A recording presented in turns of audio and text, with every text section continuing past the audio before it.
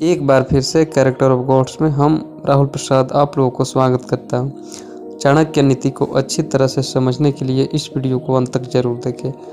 चाणक्य नीति में चाणक्य जी कहते हैं, आमतौर पर यही भावना रहती है कि अन्य लोगों को भला करने पर भी हमारा भी भला होता है, लेकिन ऐसा नहीं है।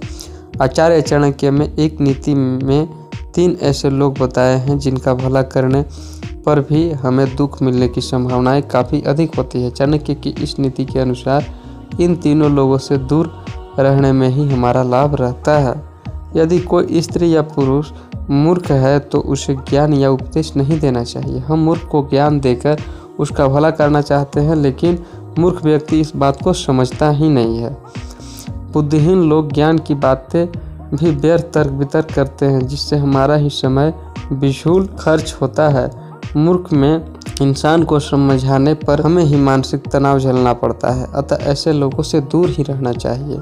यदि कोई स्त्री चरित्रहीन है, कर्कशा है, दुष्ट यानी बुरे स्वभाव वाली है, तो उसका भरण पोषण करने वाले पुरुष को कभी भी सुख प्राप्त नहीं होता है। ऐसी स्त्री को सिर्फ धन से मोह होता है।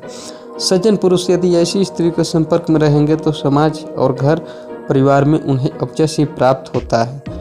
जो स्त्री धर्म के पथ से भटक जाती है वह स्वयं तो पाप करती है, साथ ही दूसरों को भी पाप का भागी बना लेती है। अतः सज्जन पुरुष को इस प्रकार की स्त्रियों से किसी भी प्रकार का संपर्क नहीं करना चाहिए। जो लोग भगवान के दिए हुए संसाधनों और सुखों से संतुष्ट न होकर सदैव विलाप करते हैं, दुखी रहते हैं, उनके साथ रहने पर भी हमें भी दुख ही प्राप्त होता है। समझदार इंसान को जो मिल जाता है वह उसी में संतोष प्राप्त कर लेता है और प्रसन्न रहता है।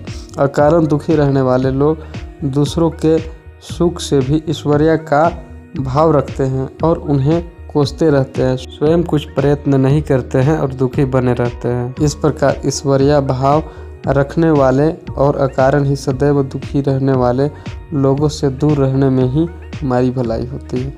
भारत के इतिहास में आचार्य चाणक्य का महत्वपूर्ण स्थान है। एक समय जब भारत छोटे छोटे राज्यों में विभाजित था और विदेशी शासक सिकंदर भारत पर आक्रमण करने के लिए भारतीय सीमा तक आ पहुंचा था, तब चाणक्य ने अपनी नीतियों से भारत की रक्षा की थी। चाणक्य ने अपने प्रयासों और अपने नीतियों के बल पर एक सामान्य बालक चंद्रगुप्त को भारत का सम्राट बनाया, जो आगे चलकर चंद्रगुप्त मौर्य के नाम से प्रसिद्ध हुआ और अखंड भारत का निर्माण वही किया था। चाणक्य के काल में पाटलिपुत्र बहुत शक्तिशाली राजा मगध की राजधानी था। उस समय नंद वंश का साम्राज्य था और राजा था धनानंद। कुछ लोग इस राजा का नाम महानंद भी बताते हैं। एक बार महानंद ने भारी सभा में चाणक्य का अपमान किया था और इसी अपमान का प्रतिशोध लेने के लिए चाणक्य ने चंद्रगुप्त को युद्ध कला में पारंगत किया। चंद्रगुप्त की मदद से चाणक्य ने मगध पर आक्रमण किया और महानंद को पराजित किया था। आचार्य चाणक्य की नीतियाँ आज भी हमारे लिए बहुत उपयोगी है। जो भी व्यक्ति नीतियों का पालन करता है उसे जीवन में सभी सुख सुविधा और कार्यों में सफलता प्राप्त होती है।